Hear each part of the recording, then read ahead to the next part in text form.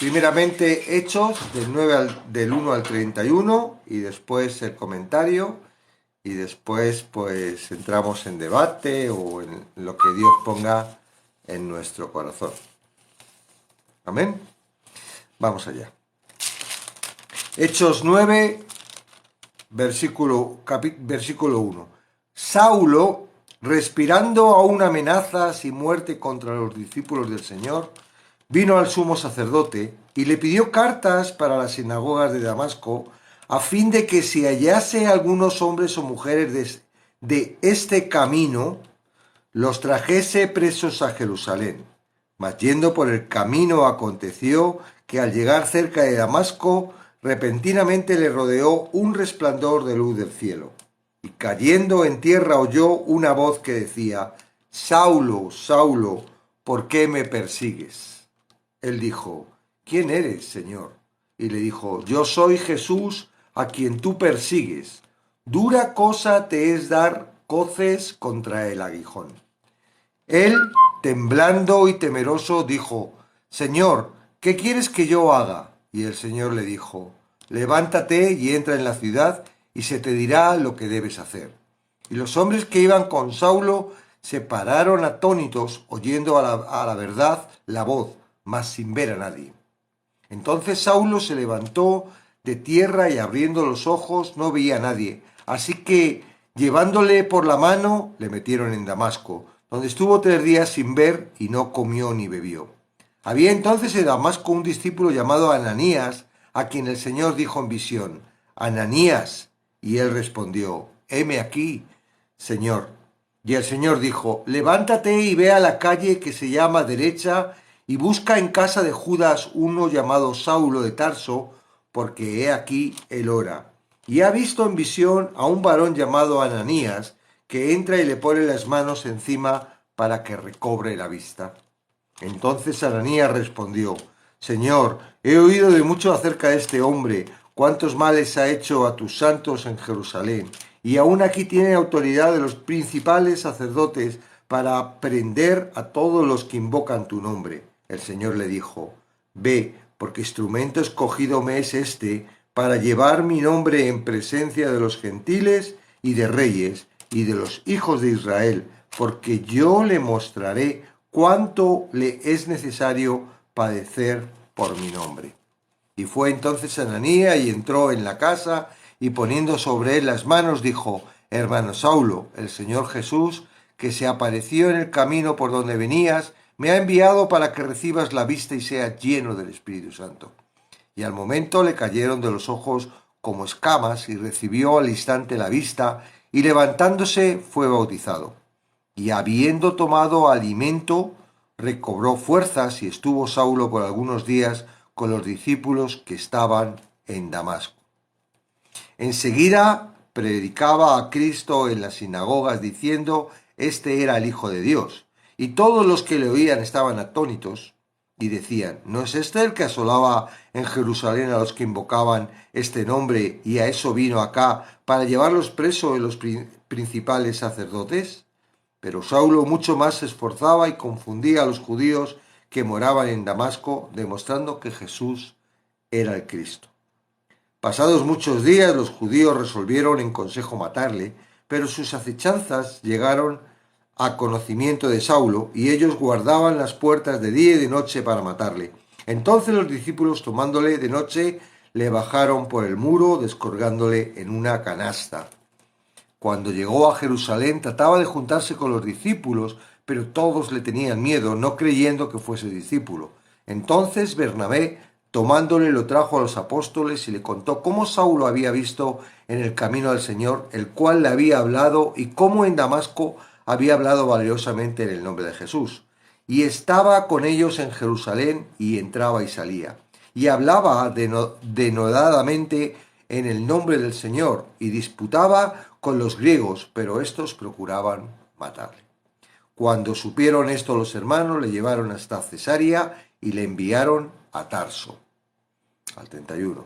Entonces las iglesias tenían paz por toda Judea, Galilea, Samaria, y eran edificadas andando en el temor del Señor, y se acrecentaban fortalecidas por el Espíritu Santo. Después de la pausa del capítulo 8, que describe el ministerio de Felipe, la escena cambia de nuevo a Jerusalén.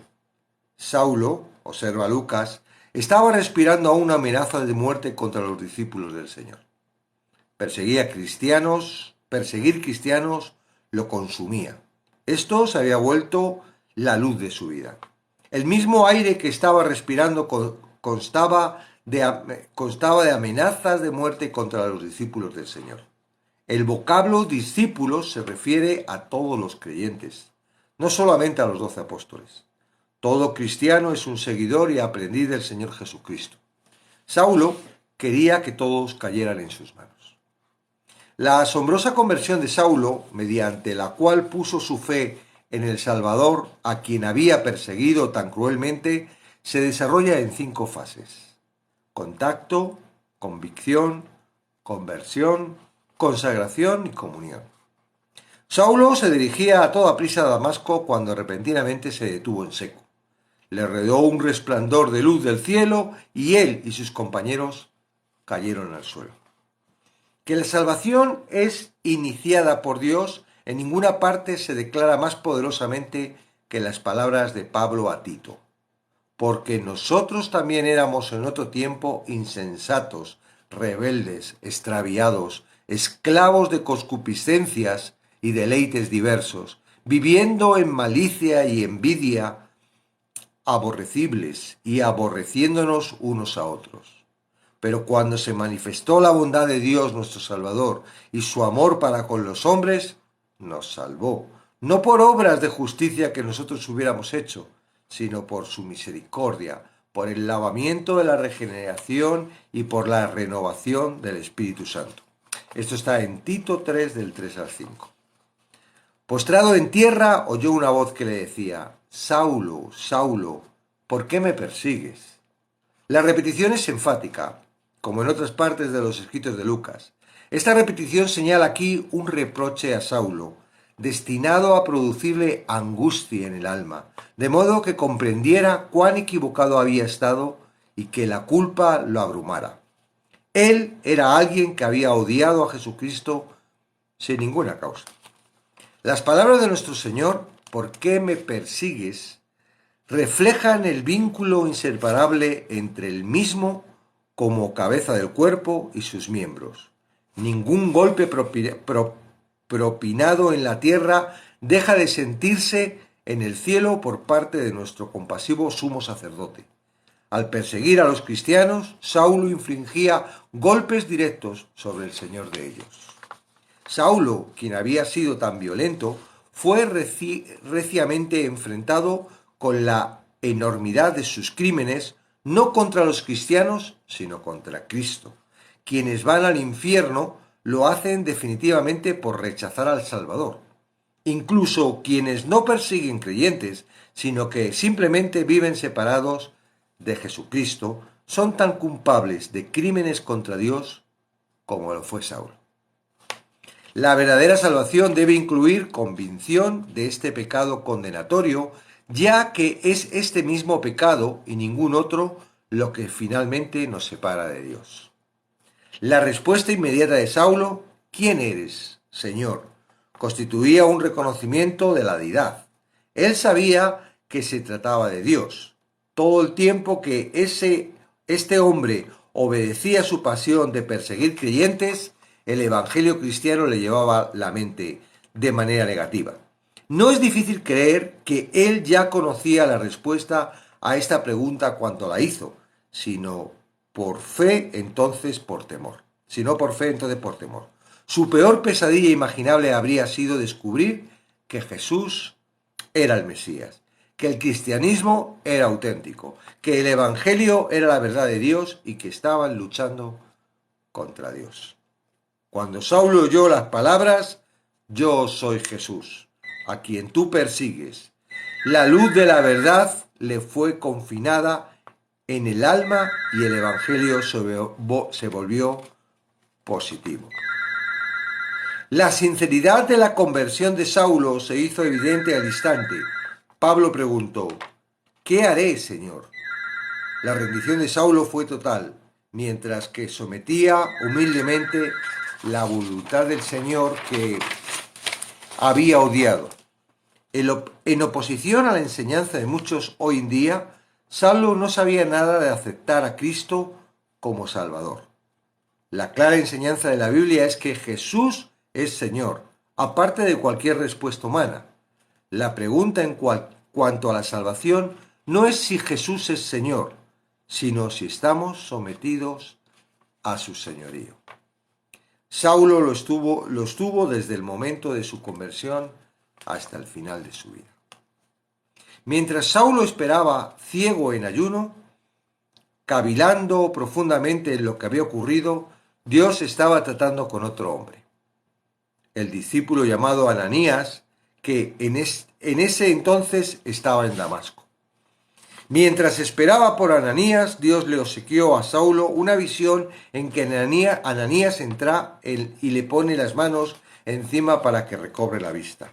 Dios, en su tierna misericordia para este perseguidor, no quiso que sufriera innecesaria tristeza, así que le dio a Saulo esperanzas de recibir la vista. Un par de visiones estaban a punto de unir a dos hombres que se habían hallado en polos opuestos. Fortalecido por el mensaje directo del Señor y venciendo sus temores, Ananías entró en la casa de Judas y poniendo sobre él las manos dijo: Hermano Saulo, el Señor Jesús, que se te apareció en el camino por donde venías, me ha enviado para que recibas la vista. Ananías era portador de una noticia mucho más trascendental para Saulo que la de la recuperación de la vista. De manera más maravillosa también sería lleno del Espíritu Santo. Es importante que, a diferencia de los judíos, los samaritanos y pronto los gentiles, Saulo hubiera recibido el Espíritu y su encargo de servir sin apóstoles presentes. Él era judío, por tanto no era necesario repetir la venida inicial del Espíritu que sucedió en Pentecostés.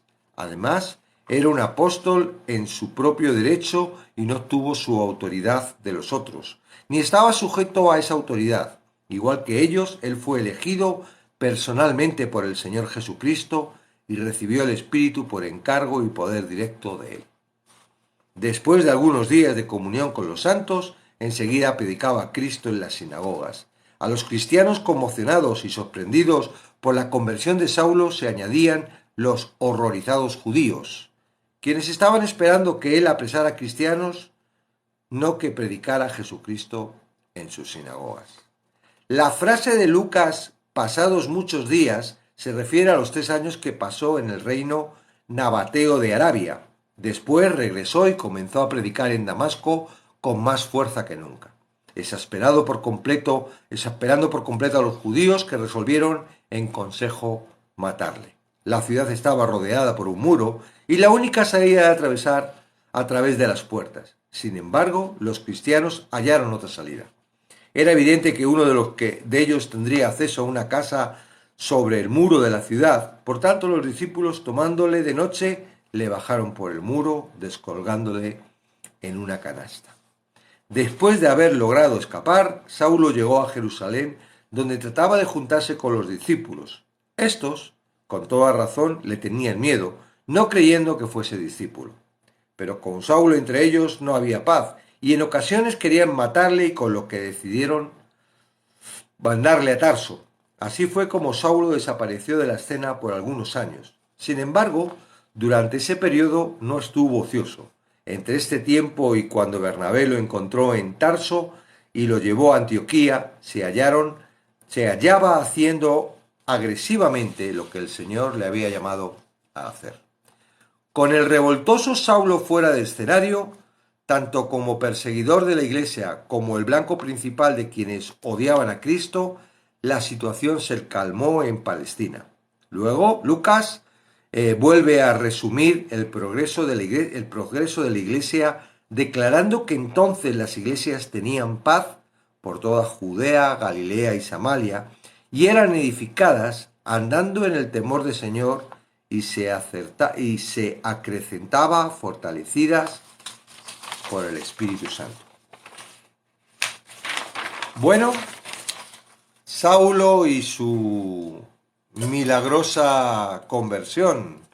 Es de milagro, ¿eh? No todos hemos tenido la oportunidad de una conversión en la que influye tantas personas, ¿verdad? Apareciéndose directamente a él, después visiones para acá. Vemos a Ananías, que no es el Ananías ese que murió con la mujer, es otro Ananías, ¿no? Que hablaba con Jesús y decía, pero ¿cómo voy a ir? Y Jesús le contestaba, o sea, vemos totalmente que fue algo muy especial, dispuesto, que tenía por Dios en este proceso de la historia. La Biblia en sí es un proceso, ¿verdad? Dios va trayendo su revelación desde Génesis hasta Apocalipsis y durante esa revelación va como colocando fundamentos. Por supuesto, David no tenía toda la revelación completa. Solo tenía hasta la época de David, ¿no? Jeremías no tenía la revelación completa, tenía hasta David. El mismo Juan el Bautista no tenía la revelación. Simplemente le vino a esa de decir, mira, tú vas a ser el que des testimonio de Jesús y el que abra camino. Pero él no estuvo en la época de los años que Jesús estuvo en la tierra. Entonces los apóstoles tampoco llegaron a tener toda la revelación. Vemos aquí que ya Jesús ya no estaba, ya había muerto, ¿verdad? Y aquí el Señor seguía trabajando en la revelación y hasta podemos decir que la visión de Juan, ¿verdad? Con Apocalipsis, estuvo trabajando en esa visión. Y ahí, en esa visión nos dice, ¡clan! Se acabó, ya está completa. Ahora sí. Entonces, Hechos no lo podemos tomar como algo que hoy en día, en la iglesia de hoy en día, tiene que suceder. ¿Por qué? Porque entonces también tendríamos que pensar que es como cuando Egipto, ¿verdad? Que salíamos de Egipto y que Dios en un momento dado viniera y empezaba a tratar con el presidente de nuestra nación para que nos dejen paz a los cristianos y podamos predicar y les venga plagas y... No, o sea, ni tampoco tenemos un tabernáculo, ¿verdad? Ya se acabó. Ni tampoco tenemos... Entonces, lo que quiero decir es que cuando nos acercamos al libro de Hechos y vemos manifestaciones como la que hoy estamos viendo, claramente son elementos que Dios colocó dentro de su plan para crear su canon, para crear la palabra que alcanzaría, ¿verdad? Él estaba trabajando con el pueblo de Israel, el pueblo de Judá, los judíos, durante un periodo largo hasta que llegó Jesucristo, trabajó con ellos para que construyeran, ¿verdad? Y se prepararan para recibir al Mesías. Cuando vino el Mesías, trabajó con ellos, ¿para qué? Para primero unir al pueblo de Samaria, esas dificultades que había. Luego, vamos a ver que también unió a los gentiles. Claro, no con todos. Vemos que todavía el carácter humano sigue prevaleciendo, tanto en los gentiles, que no aceptan a Jesucristo, como en los judíos, ¿verdad? Que no han aceptado que Jesucristo sea el Mesías. Y vemos ese carácter, ¿verdad? Cómo es transformado por Cristo. Aquí, claramente, la conversión no podemos decir, ay, es que las conversiones tienen que ser como la de Pablo. No, pero sí hay un factor que es el que yo quiero retomar hoy y que quiero hacer entender a las personas que están hoy en el Light, ¿verdad? Para que puedan ver ese proceso y vean, ¿no? Y puedan disfrutar también cuando habléis con alguna persona o cuando Dios coloque a alguien que va a ser dispuesto para salvación, veáis cómo ese proceso se cumple, ¿verdad? Y ese proceso es que primero hay un contacto. No es... Sí, la persona puede tener, como por ejemplo el etíope, ¿verdad? Veíamos que el etíope era celoso por Dios. ¿Ok? Yo no era celoso por Dios. Aunque cuando tuve el contacto, sí estaba buscando a Dios. Lo buscaba en la forma en la que yo había creído anteriormente. Yo nací en una familia católica, entre comillas, no era muy protestante, pero en la época en la que yo nací, España estaba metida en lo que era el régimen de Franco, el régimen franquista, y aquí la única religión, yo en mi colegio recuerdo haber estado rezando el Padre Nuestro, rezábamos el Padre Nuestro y había un crucifijo, o sea, la religión católica era la que se estipulaba dentro del régimen de Franco, y bueno, pues todos crecíamos con esa cultura. Yo crecí, yo fui bautizado, hice la comunión, fui a la catequesis y todas estas cosas. Los domingos mis padres, aunque ellos no iban, me obligaban a ir a la iglesia y como no iban ellos, pues yo no iba. Algunas veces solo iba a ver qué decían porque luego me preguntaban, ¿qué has dicho y tal?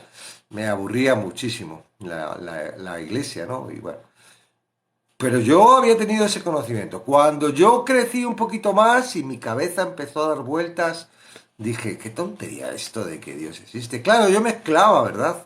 Mi conocimiento de Dios, que era muy vano, sí podía pensar que había un creador que creaba cosas que yo estaba viendo, ¿verdad? La naturaleza, todo eso, pero por otro lado tenía quien me estaba enseñando de la religión, que eran los católicos, y la verdad es que había frases, ¿verdad? Haz lo que yo diga, no lo que yo haga, y un montón de chistes con los católicos, y ya estaban por ahí las noticias de que si eran pedófilos, y hay cosas de estas que te estorban a la hora, ¿no? Porque ellos son los que te hablan de Dios, y si encima... Y luego el catecismo, ¿verdad? Hemos aprendido a que el pecado se paga y hay que arrepentirse y uno tiene que ser bueno y un montón de cosas que uno quiere, pero por lo que sea. Y no porque yo tuviera una naturaleza mala. No era malo de eso, pero yo hacía mis travesuras y hacía mis cosas malas y me metí en líos creyendo que iba a salir de ellos y me enganché a esos líos y un montón de cosas. Y no respetaba para nada lo que era el dogma o los mandamientos, ¿no? Decía, ah, esas son tonterías. Entonces llegó un momento en el que yo dije, no existe Dios, tiene que ser algo distinto. Esto que me están contando es mentira, tiene que ser algo distinto. Y yo, pues, lo que es la mente, ¿verdad? Y eso, pues me generé. Además leí libros de J. Krishnamurti y otros por ahí, filósofos que hablan bueno, este era de asiático, de hindú, por ahí, indio, que hablaba de la capacidad de la mente y por esa época empezó ya la nueva era y cuando yo necesitaba ayuda, yo recuerdo haber entrado en la Iglesia Católica.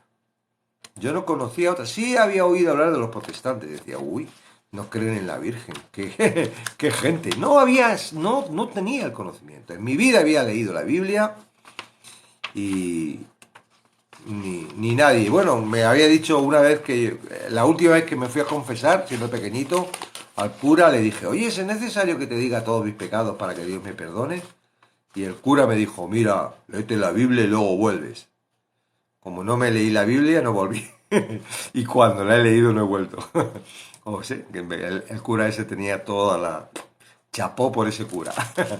Entonces, yo sí entré en la iglesia y le encendí una velita a ese santo. Pero eso no me resolvió el problema, ni me quitó, ni me dio la paz. Entonces, el hecho de querer buscar a Dios aún sin tener el conocimiento es una de las fuentes, sí, pero no es, para la conversión, no es que al buscar a Dios le vayas a encontrar. Es más, nuestra forma de buscar a Dios es como nos lo han enseñado y como el mundo lo estipula. Tengo que ser bueno, tengo que hacer las cosas, tengo que hacer esto, tengo que hacer lo otro, cosas horribles que no me apetecen hacer, que no sé cómo hacer, porque como soy esclavo del pecado, es más, creo que en un momento dado, con mi propia fuerza y a través de que me perdone y el arrepentimiento, Dios me va a perdonar y ya está, y me va a mirar por su misericordia, y que es cierto, pero a través de Jesucristo es distinto. Entonces, el contacto se produce por Él. Cuando tú estás dispuesto, cuando tú estás buscándolo y te das cuenta de que no le puedes alcanzar por tus propias fuerzas, viene el contacto. En mi caso fue una chica. Me abrió la Biblia y empezó a y la tenía marcada con rotuladores esos amarillos, como esto de, ¿veis estas líneas? Así. Y yo recuerdo que era como que no era un resplandor como el que le pasó a Pablo que le cayera al suelo, pero esas líneas con ese texto que estaba mostrando, a mí estaba llegando a un sitio que normalmente no me había llegado ninguna parte de ningún libro, por mucho que yo leyera. Había leído ¿cómo es Platero y yo? Todos esos libros bonitos y poesía. No me había llegado algo tan profundo, hasta tal punto de llegar a casa yo recordar esa palabra como que era de Dios hablándome. La palabra que hizo impresión en mí fue la de Génesis, la de Apocalipsis. Yo estoy a la puerta y llamo. Si alguno abre la puerta y me deja entrar, cenaré con él y él conmigo. Algo así. ¿Mm? Y esa palabra, una vez leída y vista, después de haber muchas, suele suceder, ¿verdad?, que cuando te cuentan 3, 4, 5 chistes no te acuerdas de ninguno. Te cuentan uno, te acuerdas. Pero si te acuerdan 3 o 4 o 5, no sé por qué, al contarte más, no te acuerdas de ninguno, ¿no? En este caso, había un montón de versículos, lo que esa chica en la calle me dijo. Yo iba a Nueva Acrópolis, que es una secta que mezclan todos los tipos a su antojo de filosofías y Satanás estaba muy interesado en que yo me hiciera un gran líder de esa secta. Ese día puso Dios a esa mujer por el camino. Cuando llegué a mi casa, yo recordé aquel texto. Es más, como si lo viera, como si él me estuviera diciendo. Y yo entonces ahí hablé con él. Él fue quien entró conmigo. El parte es convicción. ¿Cuál es la convicción que tiene que tener una persona para tener una conversión? Primero, que no puedes por tu propia cuenta salir de donde estás. Claro, yo personalmente, no sé otros, pero yo personalmente no me convertí porque quería estar cerca de Dios. Yo estaba apartado de Dios. Mi vida no tenía ningún orden con Dios porque no creía que Dios tuviera alguna responsabilidad, yo tuviera que tener alguna responsabilidad. A mí Dios no me importaba para nada. Si existía, estaba por su lado, yo por el mío. Yo no me metía con él y yo hacía mi bola. Pero llegó un momento en el que yo a mi bola, a mi forma de ser, no podía continuar mi vida. Había tenido éxito en los negocios, había tenido... Y todo se venía abajo. Por más esfuerzo que hacía, por más que quería, por más que me enteraba, mi familia ya estaba desestructurada. Y porque Dios no quiso, pero ella quiso separarse y decía, yo no aguanto más esto. Yo no podía. Yo paseo por mi mente el hecho de decir, lo mejor es que me quite la vida y sí, y se acabó, ya no sufro más. Que voy a estar aquí luchando de algo que yo no puedo. Entonces, yo no fui, ay, es que quiero estar al lado de Dios, soy un pecador, que estoy fuera de Dios. No, mi necesidad era que Él me ayudara. Yo quería salir adelante en mi vida. Yo no quería acabar ahí mi vida suicidándome. Yo quería avanzar. Entonces, cuando tuve convicción de que yo no, y que no había, porque uno cuando no puede, busca a quien te pueda ayudar, ¿verdad? ¿Qué le pasó Había un hombre que estaba enfermo, 38 años, paralítico, en un lago donde había una historia que de vez en cuando bajaba un ángel, removía el agua y el primero que se metía, ¡pum!, era sanado. Este hombre estaba allí al lado del ese, la habían dejado allí porque ya seguramente los que estaban con él, claro, él no se podía meter, entonces debería tener en épocas anteriores a alguien con él preparado ahí para cuando se moviera el agua rápidamente ayudarle a meter el agua a ver si era el primero. Cuando llegó Jesús, dice, yo no puedo ni tengo a nadie que me ayude a entrar en el agua el primero.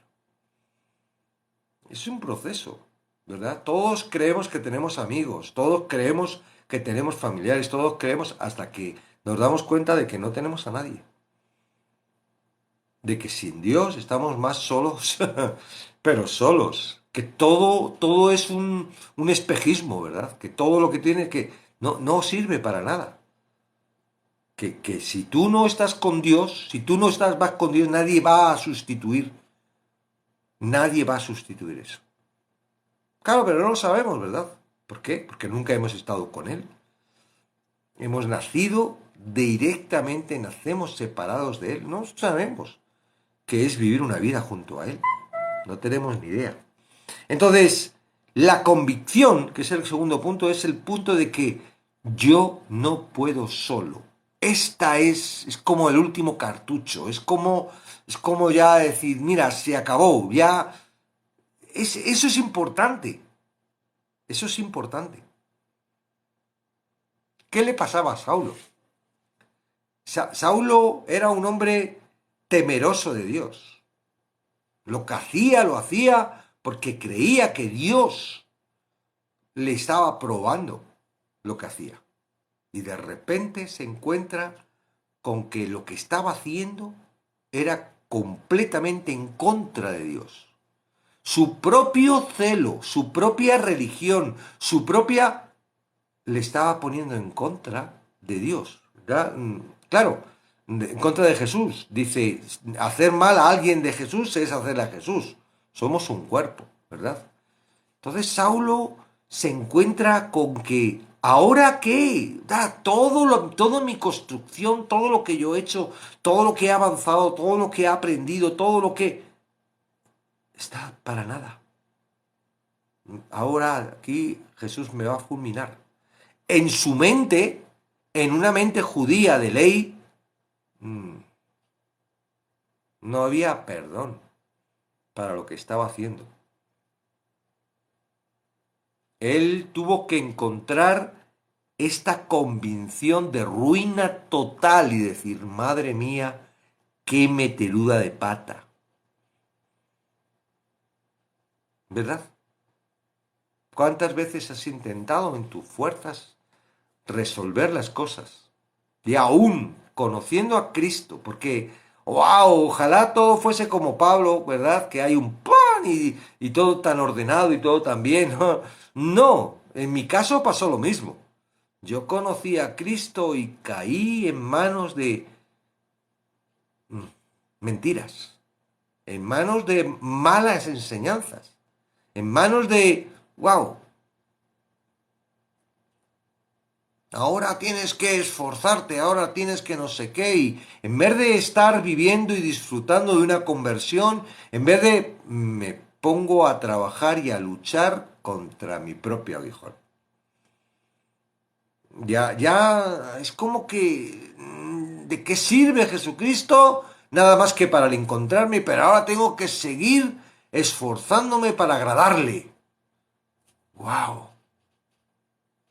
Y claro, cuando uno, y a mí me ha pasado por segunda vez, mi conversión es doble, porque hace 3 años entendí nuevamente de que estaba totalmente en mis fuerzas, totalmente, otra vez necesitaba que Él me rescatara, porque aun creyendo en Él, aun rescatándome de aquella vez, aun estando, me tiré 22 años confundido. Claro, puedo decir, no fue mi culpa, fueron los que me enseñaron, pero no. Uno tiene que asumir la responsabilidad de que no se ha acercado a la palabra. Wow, o sea, que si tú caes con los testigos de Jehová, le echas la culpa a ellos. No, tú tienes la culpa. Si tú caes en manos de una secta, vamos a poner otro por ahí extraña, ¿no? De los niños de no sé qué, y... ¡ay, es que caí! No, tú tienes responsabilidad, tú tienes que... Ahora, tranquilo, el poder de Dios también está y te va a sacar como me sacó a mí. Porque le costó, ¿eh? Fueron 5 años de separación de los 22, 5 años. en los que yo tuve que estar apartado de todo ese sistema para que él empezara de nuevo. Y aún así, el primer año de conversión nueva, no, yo digo, fue un año de romper, de susturar, de olvidar todo lo que había aprendido, porque eran como cerrojos para que no viera la verdad. Entonces, contacto. Segundo, convicción. Necesito a Dios. No hay otra salida. Necesito a Dios. Cuando ya uno se da cuenta de que no se trata de que tú vayas a tener que hacer algo, que ahora ya lo ha hecho Jesús, viene el agradecimiento. Viene, porque imagínate, si tenemos que poner a Pablo en disciplina. ¿Qué disciplina pondría a Pablo o tu iglesia? Si por un pecado sexual, normalmente las iglesias están poniendo de 8 a 12 meses de disciplina, que no puedes hacer nada, que tienes que... ¿Qué pondríamos a Pablo? Que ha permitido matar a cristianos y... Pablo estaba ahí diciendo, ¿qué he hecho? ¿Qué he hecho? ¿Qué he hecho? Y lo que ve es que Jesucristo no viene a reclamarle lo que ha hecho, viene a mostrarse quién es y qué es lo que ha hecho Jesucristo para con él. Y hace totalmente una división. Tú estabas aquí, estabas confundido, eres esclavo de ese sistema, eras esclavo del pecado, eras esclavo, tú no podías hacer otra cosa. Ahora me has conocido. Directamente lo que recibe Saulo es lo que recibimos todos cuando entendemos la gracia. ¡Pum! Eres hijo. Eres limpio. No tengo en cuenta todo lo que has hecho anteriormente. Yo he pagado en la cruz por todo eso que tú has hecho anteriormente. No tienes que pagarlo, no tienes que hacer penitencia, no tienes que... No, ya lo he pagado yo. Pablo, ya está. A partir de ahora lo que quiero es que me sigas. Quiero que seas útil para lo que tengo preparado para el mundo. Te elegí desde el vientre, no porque tú hayas sido muy avanzado en el judaísmo, no porque tú tengas mucho celo de Dios, no, yo te elegí desde el vientre. Ya estabas elegido. Fue un proceso. Ahora te toca a ti responder a ese llamado de gracia. ¿Cómo? Creyendo. Pablo pudo haber dicho no, ¿verdad? Porque tenemos un libre albedrío. Nosotros decidimos. No somos marionetas. Porque si fuéramos marionetas no habría, como mucha gente dice, ¡ay, por qué hay tanto tanta maldad! ¿Por qué hay tanto no sé qué? ¿Por qué no Dios viene y quita toda la maldad? Porque no depende de Dios, depende de cada uno de nosotros. Tú tienes tu responsabilidad de querer seguir viviendo tu vida a través del corazón o dejarte guiar por él, por Dios.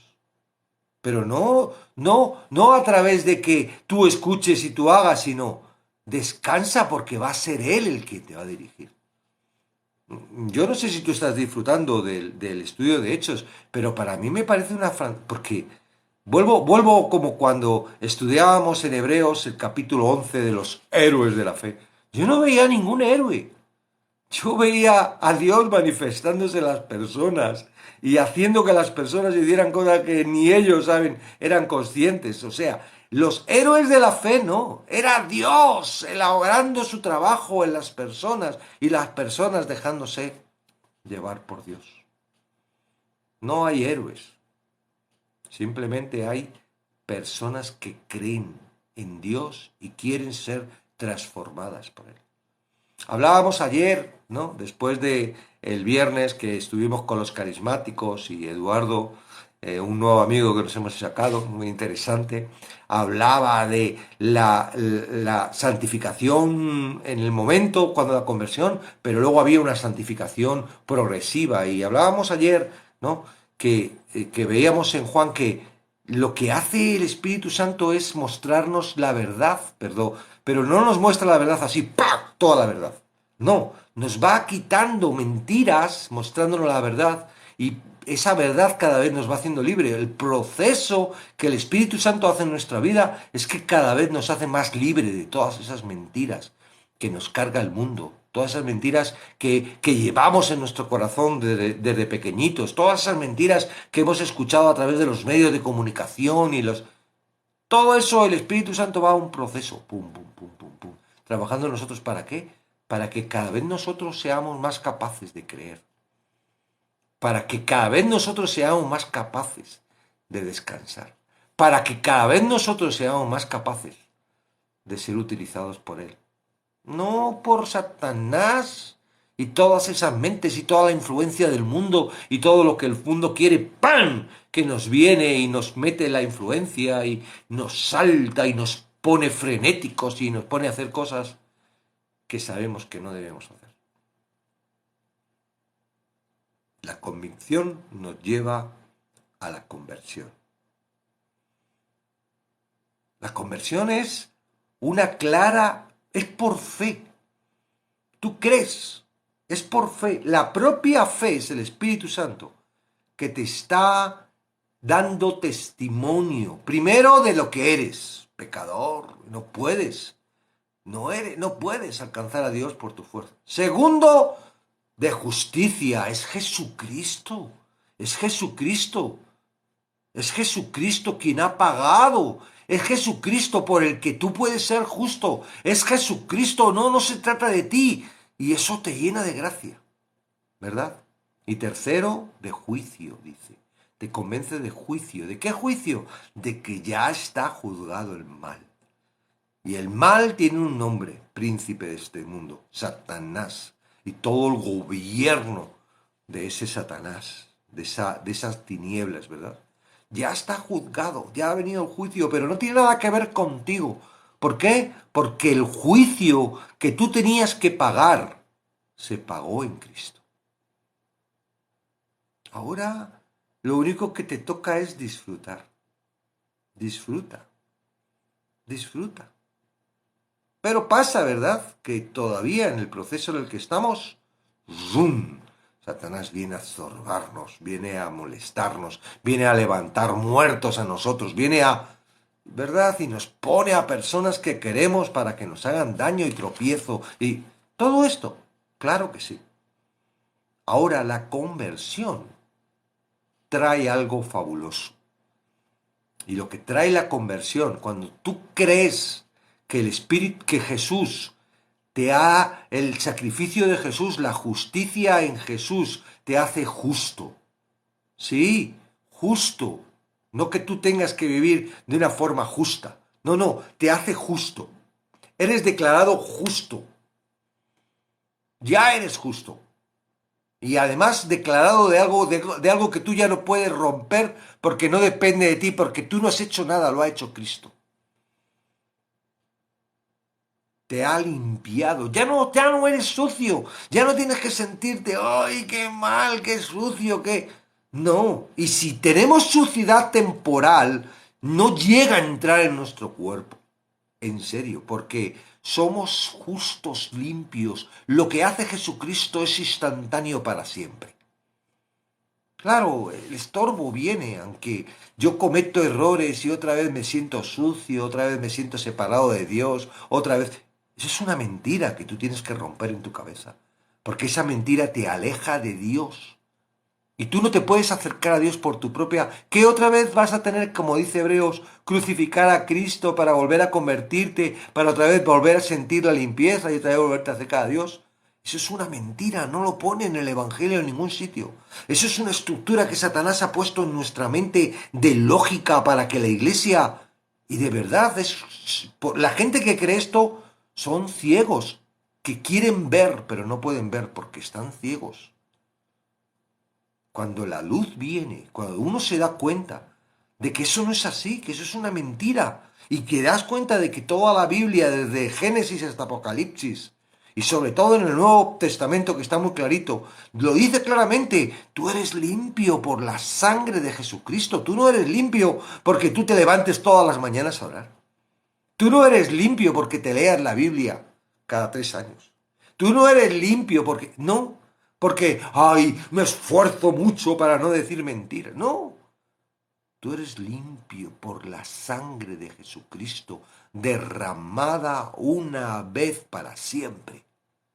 Y eso tiene un poder. Ahora, tú no puedes actuar de una forma lógica en tu cabeza con una palabra rema que es de Dios que está trayendo. Tu cabeza no tiene la razón, la tiene la palabra. Y tú tienes que romper eso de tu mente. Tú tienes que romper eso de tu cabeza. Lo siento, a mí me lo pusieron. Y me costó mis procesitos. Pero cuando lo entendí, wow, cuando entendí, me convertí. Que el momento en el que tú lo entiendes, en el momento en el que tú te consideras apto para poder acercarte a Dios porque eres limpio, eres justo, eres santo. Porque si no eres limpio, ni eres justo, ni eres santo, no te puedes acercar a Dios. En ese mismo momento que entiendes que ya eres limpio, justo y santo, y algunas cosas más, por lo que hizo Jesucristo, el Espíritu Santo viene a tu vida. Eres llenado, eres bautizado en el Espíritu Santo. Y no entremos con que, es que hay que esperar a Pentecostés en tu vida. No, hay que esperar que venga el apóstol y te ponga las manos. Porque estamos viendo que todo esto es un proceso que Dios tuvo que tratar para quitar algunas barreras que había, ¿verdad?, dentro de la historia de la humanidad. Aquí vemos a Pablo. Pablo recibe el Espíritu Santo, ¿por qué? Porque tiene una conversión. Porque se ha dado cuenta de que es aceptado. A partir de ahora, Pablo, me perteneces. Porque ¿qué le dice a Ananías? Jesús, vete porque dice, la frase exacta es, dice, ve porque mi instrumento escogido me es este. Necesito, Pablo, que tú seas mío. Necesito, Pablo, de que estés apartado para mí. ¿Qué es eso si no es santo? Apartado para él.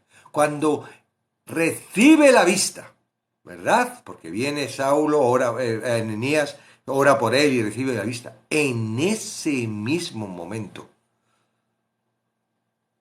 recibe la llenura del Espíritu Santo. ¿Cuándo recibes tú al Espíritu Santo? Cuando tú crees. Es probable que hayas estado mucho tiempo, como me pasó a mí, creyendo que el Espíritu Santo estaba dirigiendo mi vida. Yo no sé quién dirigía mi vida, Yo creo que era mi propio corazón, seguía dirigiendo mi vida, haciéndome creer que era el Espíritu Santo el que dirigía el corazón. Pero yo, los elementos, las cosas que hacía, salían de mi corazón. Yo creo que, la palabra me sale del corazón y del razonamiento humano de que Dios me estaba dirigiendo. Y muchas de las cosas era algo matemáticos. No, tengo que ser testimonio, tengo que hacer esto para agradar a Dios, tengo que... Y salía de una estructura, no salía de una naturaleza clara del Espíritu Santo. Yo no sabía quién era el Espíritu Santo. ¿Gozo? Sí, alguna vez, pero completo en el sentido de que yo tengo gozo, paciencia, amor, mansedumbre, todo lo que es el paquete del fruto del Espíritu. Yo no. Por eso yo tenía mis dudas, por eso yo decía, qué extraño, ¿por qué pone esto en la Biblia si yo no? Pero la gente que había en la iglesia me decía, no, hombre, esto no es así, no, esto es cuando nos muramos, esto es cuando Cristo, esto es cuando el Espíritu Santo viene y te llena. Y yo estaba todos los días pidiendo, Señor, lléname, lléname, lléname. Y lo que estaba constantemente luchando. ¿Contra quién? Contra el propio Dios, que no le dejaba actuar en mi vida. ¿Por qué? Porque no había entendido el significado, el Evangelio. No había entendido la noticia. Es una noticia mal dada. Es una fake news. Lo que nos dan a veces de Jesucristo. Ahora, mira, a esas 13 personas que están, 12, porque uno soy yo por aquí abajo, estás recibiendo la buena noticia.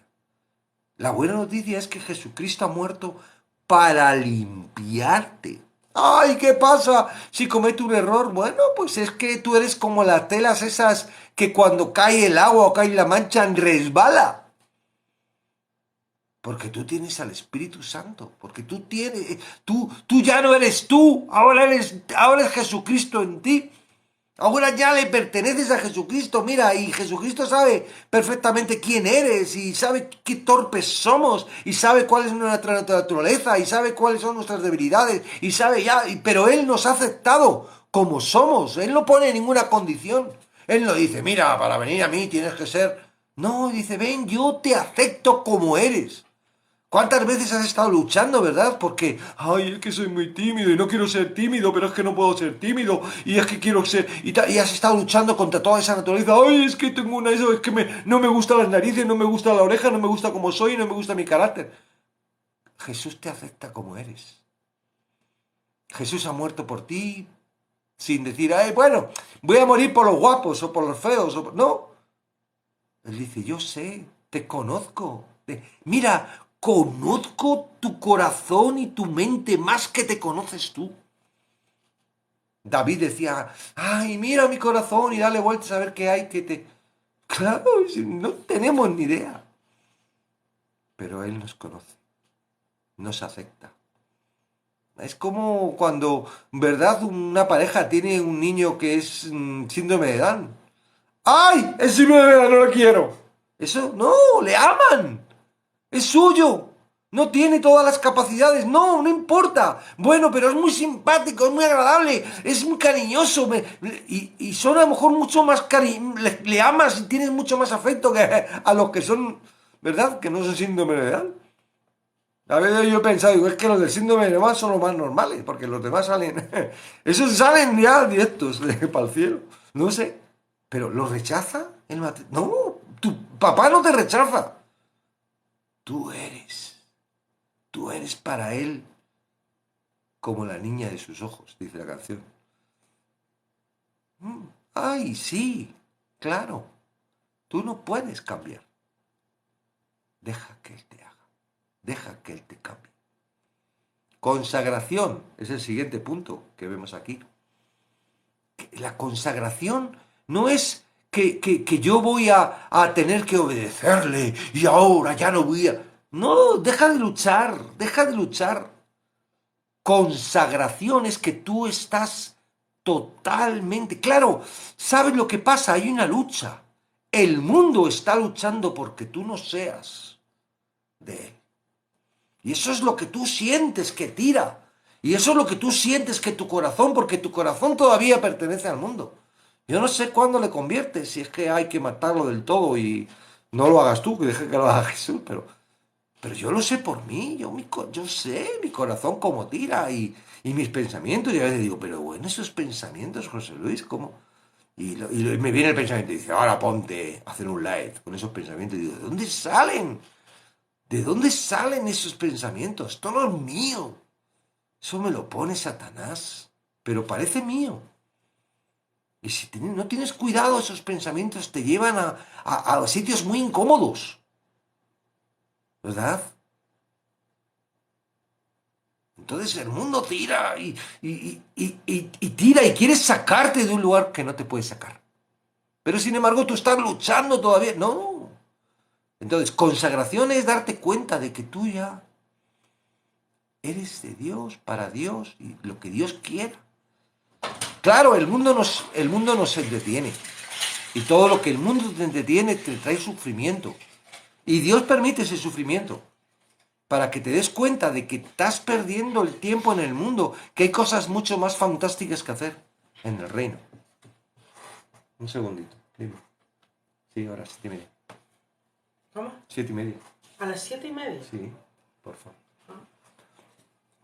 Amén. Consagración. Y lo último, comunión.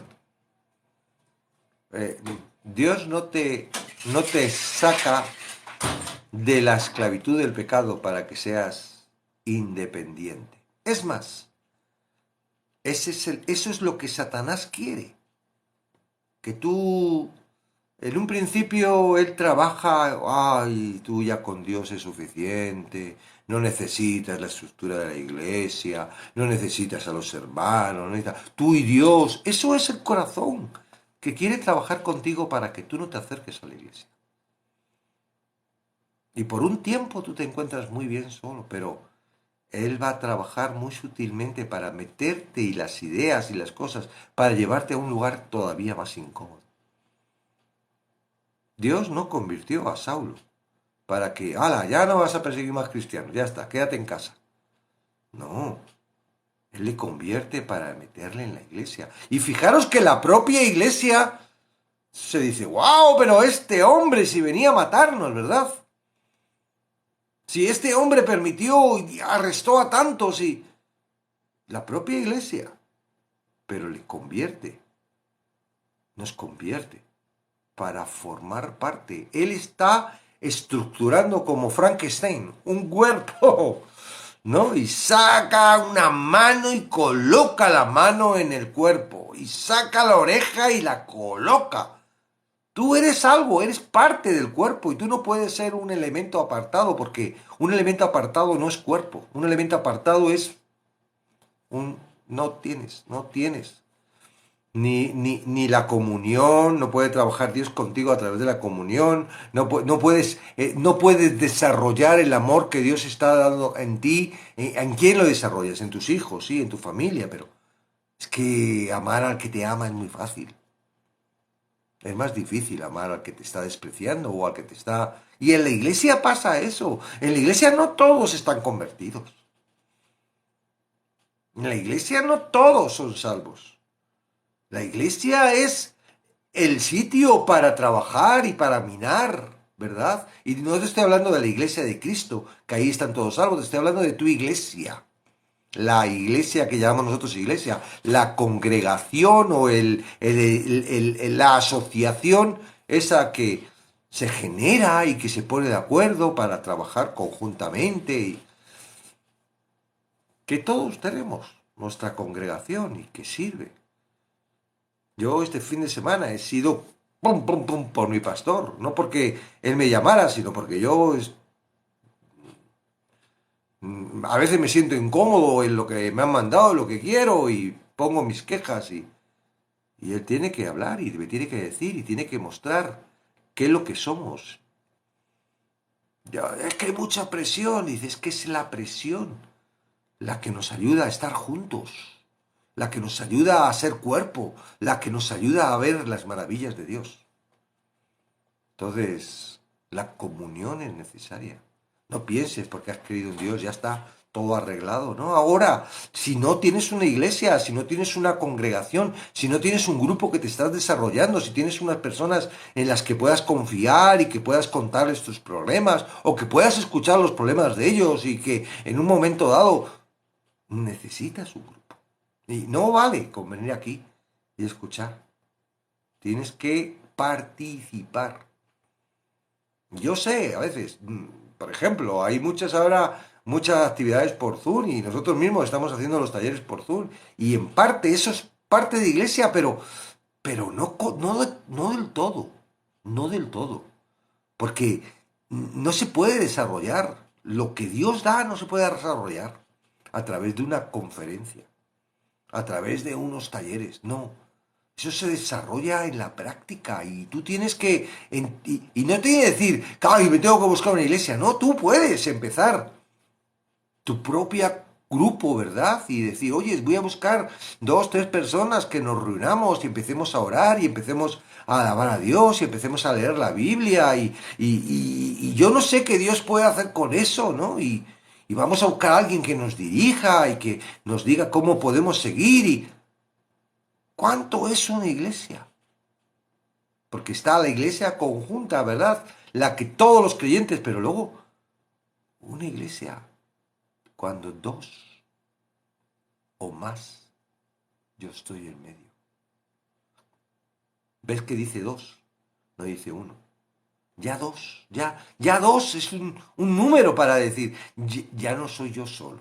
Ya hay dos opiniones, ya hay dos formas de ver, ya hay dos, ¿verdad? Entonces, la última parte tiene que ver con la comunión. A veces cuesta. Después de haber estado apartado, después de haber estado esclavo, después de haber sido machacado por el mundo, ¿verdad? Cuesta acercarse a la gente. Ay, es que no me van a aceptar. Ay, es que no, prefiero. Es mucho más cómodo estar sin la gente, porque no me van a decir, no me van a exponer, no me van. Y yo entiendo, porque a veces la iglesia es muy dura y no digo que esté bien, ¿eh? Yo no digo que esté bien, pero trabajan en ese aspecto de, tienes que hacer, tienes que traer, tienes que no sé qué, y te hacen sentir mal y te hacen sentir pecador y te has apartado. Yo te estoy hablando de algo distinto. Yo te estoy hablando de un desarrollo de la palabra de Dios, un desarrollo de lo que Dios está haciendo en ti, un desarrollo que el Espíritu Santo conjuntamente va a hacer. Existe la iglesia. Existe. No, si has tenido una mala decepción, si has tenido una mala experiencia, ¿no? Claro, hay gente que ha entrado en los mormones y han salido. Hay gente que ha entrado en lo del Espíritu Santo, ese que terrible, y han salido muy machacados y muy estructurados. Y sí, todos. Algunos han entrado los católicos y salen, ¿verdad? Hay otros que no tienes por qué salir de la Iglesia Católica. Si tú has entendido y ahí desarrollas y hablas, te va a ser complicado. ¿Verdad? Porque cuando le hables de que el perdón y que no hay obras y tal, te van a decir muchas cosas, pero ahí te puedes desarrollar. Dios puede poner. ¿Cuántas personas? Hoy mi mujer, no sé si está en línea. Mira, espera. No está en línea. Hoy mi mujer ha tenido un sueño, ¿no? Le he despertado cuando dice que estaba en un sitio, ella veía que era el mundo, porque era feo y tal, pero era la antesala de los que se iban con Dios y los que no, y que preguntaban, ¿quién es pecador? Y que había muchas personas que decían, yo soy pecador. Y que mira, decía, wow, a esas personas no les han predicado el Evangelio. Son cristianos, creen que son cristianos, pero no les han predicado el Evangelio. Y ella tenía mucha paz porque ella entiende que ella no es pecadora. Dice que en ese momento la ha despertado, entonces no sabía si iba a ir al cielo. Pero ya el principio, yo digo, Señor, síguele con el sueño esta noche, ¿no? Y que ella tenga la seguridad absoluta. Y dice, no, yo estaba tranquila. Yo estaba muy bien, yo sabía que iba en un sitio distinto al que estaba. Pero me daba mucha pena ver a todas esas personas que eran cristianos, porque eran en una iglesia. Y decían, yo soy pecador, yo soy pecador. Y digo, wow, a esos no les han predicado. No saben quién es Jesucristo. ¿Cómo que eres pecador? Entonces, ¿para qué muere Cristo? ¿Para qué muere Cristo? Para que sigas siendo pecador, para que sigas luchando por el pecado, para que... No, eso es una mentira que me tienes que ayudar a quitar de las iglesias. Porque no es suficiente que yo lo diga. Tiene que ser, ¿verdad? Como, iba a decir el cáncer, pero no me gusta porque el cáncer es algo malo, pero como el agua, ¿verdad? Cuando tú sueltas el agua y el agua corre y se extiende por todos los lados. Pues eso tiene que ser así. Primero tú tienes que tener esa conversión. Tienes que estar seguro. Ay, ¿y si peco? Digo, ¿qué? ¿Por creer que Jesucristo ha muerto? ¿Por creer que Él te limpia? Si esto lo pone en la palabra. Si lo pone en la Biblia. Si lo que tienes que hacer es creer lo que pone. Mira, por tiempo yo hablaba con la gente y me decía, ¿qué cosas estás diciendo, José Luis? Yo necesitaba que ellos me explicaran a través de la palabra que yo estaba equivocado. Y por tiempo ¿Mm? Yo trabajé con eso así. ¿Dónde pone? ¿Dónde pone que yo soy un pecador? Y me hacían los de siempre, ¿verdad? Y algunos eran complicados hasta que Dios me mostró y personas me mostraron lo que significaba cada uno de los versículos y me trajo la revelación y la verdad. Pero ahora, de verdad, no hay nadie. Me enfado con los que vienen y me se suben y me lo dicen porque por ellos, porque que sacan de contexto todo. Y me hacen sentir mal, como que estoy diciendo algo fatal, cuando son ellos los que realmente no están creyendo. Me siento más mal por ellos que por lo que me dicen de mí, porque yo no tengo ningún problema. No me van a desconvencer. No porque venga un árabe aquí y me diga que el Corán es mejor que la Biblia, me va a convencer. Simplemente porque me dice su opinión de que es mejor. Me tendrá que demostrar que es mejor y hasta la fecha no me lo han demostrado. Entonces, sí es necesario, no te vale con que yo te lo diga. Tú tienes que ser sembrado de la palabra. ¿Para qué? Para que esa seguridad de la palabra sea la que hable a las personas que tienes enfrente. ¿Por qué? Porque es muy fácil en un momento dado esas personas meterte en una trampa y tu inseguridad hacer creer que tienen razón. Y te hace sentir muy mal. Porque, ay, no he podido defenderlo. Ay, ¿y será que tienen razón? Duda. Y te traen la palabra. Es para que no tropieces. Por eso es necesario que te pongas pilas. Ponte. Mira, es muy fácil. Tú tienes que decir, ¿cuánto tiempo puedo dedicar a leer la Biblia? Rápida, no de pararme a... No, no, rápida. Oye, pues mira, puedo dedicar... tienes que robarle al mundo horas. Pues me voy a levantar una hora antes, voy en este tiempo que tengo que veo la novela o en este tiempo que veo que... Y puedo dedicar 3 4 horas diarias a leer la Biblia. Muy bien, 3 4 horas diarias. ¿Cuánto tardarías dedicando 4 horas diarias en leer el Nuevo Testamento? No te digo todo, solo el Nuevo Testamento. Pues no sé, a lo mejor un mes. Bueno, un mes, ¿verdad? En un mes puedes tener todos los textos que hablan de la salvación. Porque yo no te digo que te leas el Nuevo Testamento entendiendo el Nuevo Testamento, sino que tú vayas leyendo el Testamento, sacando todo lo que cuando lees dices, ay, esto habla de salvación, y pum, y pones en un cuadernito, no todo el texto escrito que va a tardar mucho, simplemente la reseña. Juan 13:12. Y vas leyendo libro por libro, todo el Nuevo Testamento. Cuando termines de leer todo, tendrás una libreta llena de versículos. Clasifícalos. Ahora te toca. Busca en el ordenador, ¿verdad? En un ordenador, un sitio donde puedas copiar y pegar esos versículos en una hoja de cálculo. Que es lo que yo hago. Y los ordenas. Pam, pam, pam, pam, pam. Y los lees. Y los relees. Y te maravillas. Ahora, ¿habrá alguno complicado que parece que dice lo contrario? Bueno, esos, si no lo entiendes, si no puedes, tráelos, dímelos, compártelos y te ayudo.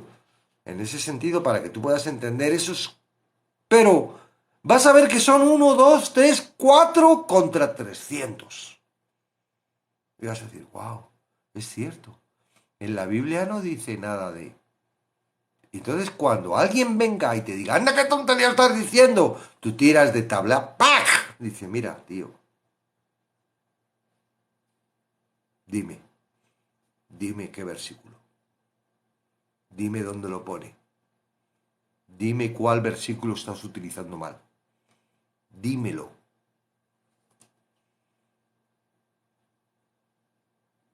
Por ti ya no, porque tú ya estás seguro, por él. Ahora es un trabajo que Dios va a hacer. Cada persona que nos pone delante, que cree que es pecador, es una oportunidad para salvar. Es una oportunidad para salvar. No estás diciendo, hoy Señor, quiero predicar tu palabra, quiero evangelizar, quiero... Es que los tienes en tu iglesia.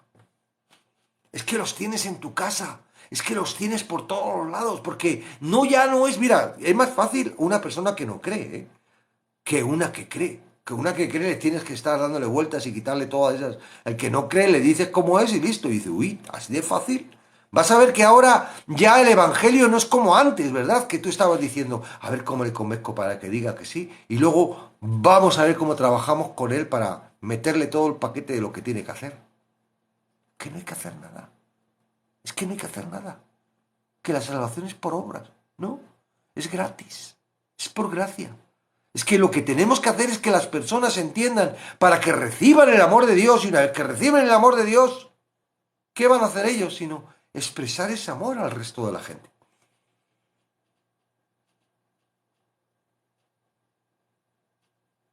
En Marruecos hay unas personas que se llaman aguadores.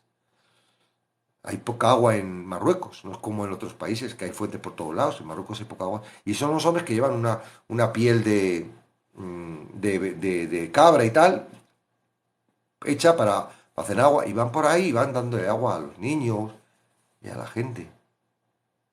¿Te imaginas un aguador sin agua? Eso es un cristiano sin amor. ¿Qué necesitamos? Cargarnos del amor. Entonces, ¿qué necesitas? A la gente que está contigo, que se carguen de amor. ¿Cómo se cargan de amor? Haciendo lo que no pueden hacer. Diciéndole lo feo que es y lo malo que es y cómo tiene que... siempre enfocado a Dios. Eso era el Antiguo Testamento. El Antiguo Testamento, Dios mostraba esa relación hombre con Dios para mostrarnos cuál era nuestra naturaleza. Ya la sabemos. No podemos. Estamos arruinados. Por nuestra propia cuenta no somos nada. Somos escoria. Ya lo sabemos. Bien, ahora vino Cristo. Ya no te preocupes por cómo tú eres. Eso te ha llevado a Cristo, ¿no? Sí.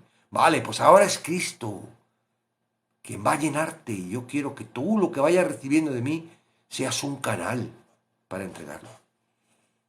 No, yo no tengo que estar preocupado de yo y Dios, de dar testimonio de Dios, ser bueno, ay, que Dios me mire, que no sé qué, estar siempre viendo ahí mis pensamientos.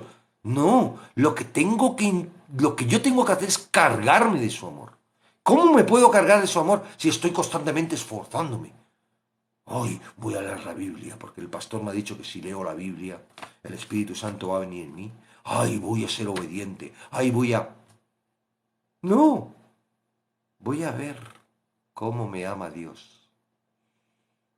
¿Cómo veo cómo me ama Dios cuando veo que Él lo que hace, lo hace? Tú haces las cosas, tú le das de comer a tu hijo por algo en especial. Tú le voy a dar de comer porque cuando sea mayor va a ganar mucho dinero y me va a mantener. ¿No? Porque Dios va a hacer con nosotros, va a querer con nosotros. No quiere nada más. Lo que quiere es desarrollar el amor con nosotros. Dios es amor. Y el amor se desarrolla con los demás. Él crea al mundo y crea al hombre para tener una comunión. Para el amor que es desarrollarlo y echarlo. Y recibirlo. Y yo lo recibo y... ¡Wow! Y ahora dice, sí, pero vamos a trabajar conjuntamente. Mira, cuando estemos en el cielo, solo va a haber amor. Ya la criba va a pasar. Los que no reciben a Cristo no van a subir. Los que entienden que van a estar arriba. Y a todo amor. Dice que ya no es el sol, ¿verdad? La luz ya no es el sol, es Dios. Su presencia es la que alumbra nuestras vidas. Amor. Olas de amor constantemente a tu vida. No me importa nada porque ya no tengo el mundo, ni la carne, ni todos los enemigos, ni Satanás, ni... Lo único que...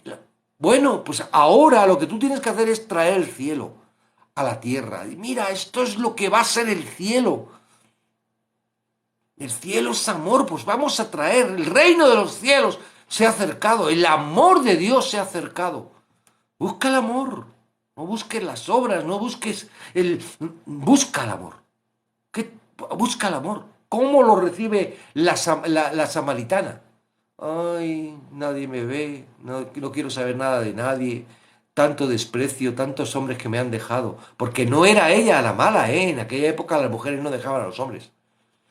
Los hombres abandonaban a las mujeres. Y aún el que tenía todavía no se había casado con ella. ¿Ah? ¿Y este? me habla, siendo judío, cuando los judíos y los samaritanos. ¿Qué recibe? Amor. ¿Qué recibe la adúltera? Ni yo te condeno. Amor. ¿Qué recibe el que está paralítico, cojo? Amor. Vamos, no tengo oro ni plata, lo que tengo te doy. Vamos, levántate y anda y deja ya de estar ahí mendigando. Vente a saltar y adorar a Dios. Amor. Eso es el Evangelio. Eso es. Por eso un nuevo mandamiento os doy. Que os améis unos a otros. Pero no es un mandamiento para que tú te esfuerces en amar, porque si tú no tienes amor, es como si yo te dijera ahora el mandamiento, un nuevo mandamiento te doy, dale agua al otro, y no tienes agua.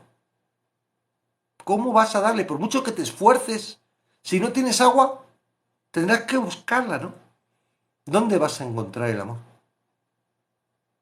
Para dar el amor que te está pidiendo Jesús que demos.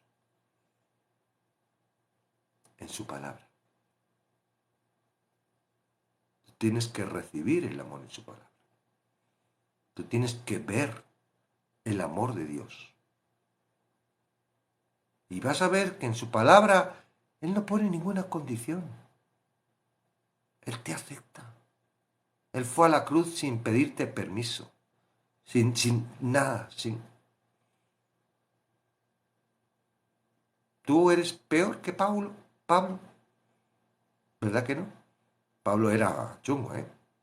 ¿Conoces algún religioso como Pablo? ¿Qué pide? Deja de ser así para convertirte en cristiano. No, cree en mí. Cree en mí. Y ya deja de ir detrás de mí. Deja de ir detrás de los... Tú no te das cuenta de que los ateos van detrás de los cristianos. Son como Pablo. Bueno, déjales. Si no se encuentran con la luz en la tierra, se van a encontrar con la luz en el juicio. ¿No te das cuenta que los judíos que no creen en Jesús son como Pablo? Que los cristianos que no creen en la gracia o que creen en otras cosas, yo no sé, son como Pablo. Van persiguiendo. Eso es que tal. No, mira, preocúpate de lo tuyo y deja a los demás. ¿Por qué te preocupas? Entonces, si tú tienes la verdad y tú, pues ya está. Predica. Yo no voy por los canales. Oye, vosotros no tenéis la culpa, vosotros no tenéis la razón. Yo no puedo. Yo es que, digo, son libres de decir lo que quieran. Mira, esto es una red social que te permite aquí decir, como si yo hoy me quiero poner unas antenas y decir que soy un marciano y como una cabía, ¿no? Y empezar a... Y luego traducir lo que he dicho. ¿Para qué voy a entrar yo y le voy a decir que está loco? No. Sin embargo, ellos se enfocan y pum, pum, pum, pum, pum, pum, pum, pum, pum, pum, y espían y ven y cómo tal. ¿Qué ni se importa? Hoy, como decía nuestro amigo Moreno, es que estás haciendo mucho daño a la gente. Yo no le digo el daño que hacen ellos. Yo estoy hablando de Jesucristo. Estoy hablando de lo que dice la palabra. Estoy hablando de lo que es el mensaje que hemos estudiado Hebreos. Señores, está ahí. No habla nada más que de la gracia. Hemos estudiado Gálatas. Y lo estamos haciendo con mucha buena voluntad para descubrir dónde sale todo eso que nos dicen. Y no hemos descubierto nada. Todo es gracia. Estamos estudiando Hechos y seguiremos estudiando libro tras libro.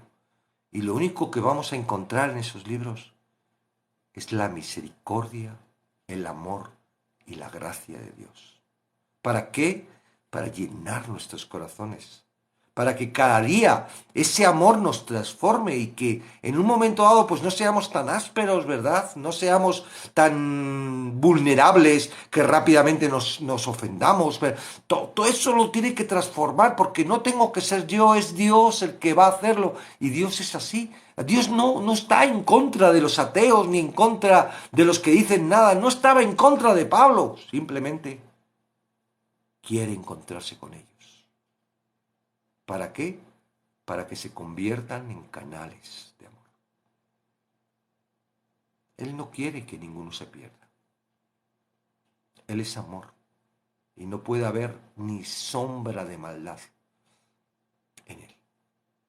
Eso es Dios. Entonces, señores, señoras, es lo que hay. Y digo, yo cada día que me expongo aquí en este pequeño tiempo que estamos, ¿verdad? Estas 2 horitas que estamos en la tarde. Antes de ponerme, yo digo, Señor, ¿qué tienes para nosotros hoy? Y digo para nosotros, no creáis que No, es Dios trabajando con nosotros porque es la obra del Espíritu Santo. El mismo que está en mí está en vosotros. Él está haciendo su obra. Trabaja con nosotros, derrama su amor. ¿Qué hacemos? Bueno, leemos el cachito, entendemos, explicamos, hablamos, a veces explicamos a las personas, pero a la larga lo que estamos haciendo es exponernos a Dios para que Él transforme nuestras vidas y nos llene de su amor. Somos vasos, señores. Vasos de barro. No vasos de oro, ¿eh? Vasos de barro. Que queremos, yo por lo menos, ser llenos de su amor. Que lo que haya en mí sea su amor. Porque si es lo que hay, pues voy a poder soportar y voy a poder realizar lo que él estaba diciendo. Este es mi mandamiento, que os améis como yo os he amado. ¡Wow! La medida es muy alta. Porque el mandamiento, como tú te amas, tú puedes amarte poco.